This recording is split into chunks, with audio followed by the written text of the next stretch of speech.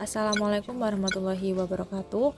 Perkenalkan, saya Arneta Mayanda Aryani dengan NPM 213100056, mahasiswa Pendidikan Matematika Universitas PGRI Semarang. Di sini saya akan membahas mengenai hubungan matematika dengan seni untuk memenuhi tugas mata kuliah Filsafat Matematika yang diampu oleh Bapak Yanuar Heri Murtianto, SPD, MPD.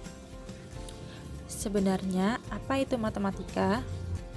Matematika menurut para ahli adalah yang pertama, menurut James pada tahun 1976, matematika adalah ilmu tentang logika mengenai bentuk, susunan, besaran, dan konsep-konsep yang berhubungan satu dengan yang lainnya dengan jumlah yang banyak dan terbagi ke dalam 3 bidang, yaitu aljabar, analisis, dan geometri. Kemudian menurut Reis dan kawan-kawan pada tahun 1984, matematika adalah telaah tentang pola dan hubungan suatu jalan atau pola pikir, suatu seni, suatu bahasa, dan suatu alat. Kemudian, berhubungan dengan apa saja matematika itu? Jika kalian tahu, matematika berhubungan dengan sains, dengan bahasa, logika, seni, agama, politik, dan masih banyak lagi. Di sini kita akan membahas mengenai matematika dengan seni. Yang pertama, ada rasio emas. Rasio emas adalah contoh yang sangat bagus dan berhubungan antara matematika dan seni lukis. Di Romawi kuno, arsitek, pelukis, pematung, dan desainer memahami perbedaan antara karya yang mempunyai estetika dan karya asal. Mereka sangat tertarik dengan permasalahan itu dan telah mempelajari bagaimana sebuah karya estetika bisa dikatakan menarik, meskipun terdiri dari bagian-bagian yang tidak sama. Arsitek Romawi yang bernama Vitruvius adalah salah satu orang pertama yang memperkenalkan rasio emas. Rasio emas ini dapat digunakan sebagai acuan untuk membuat serangkaian bentuk yang bisa diulangi sebanyak mungkin dalam subbagian dari karya satu yang sama. Beberapa matematikawan seperti Fibonacci yang terkenal penulis The Fibonacci Sequence telah membuktikan keberadaan rasio emas. Kemudian yang kedua ada alat musik.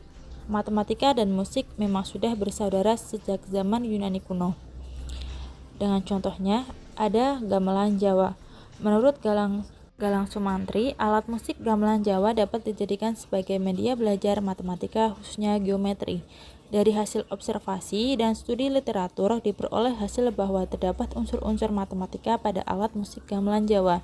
Katanya, unsur-unsur matematika tersebut berupa geometri bidang maupun geometri ruang, di antaranya persegi, persegi panjang, lingkaran, trapesium, bola, tabung, dan kerucut.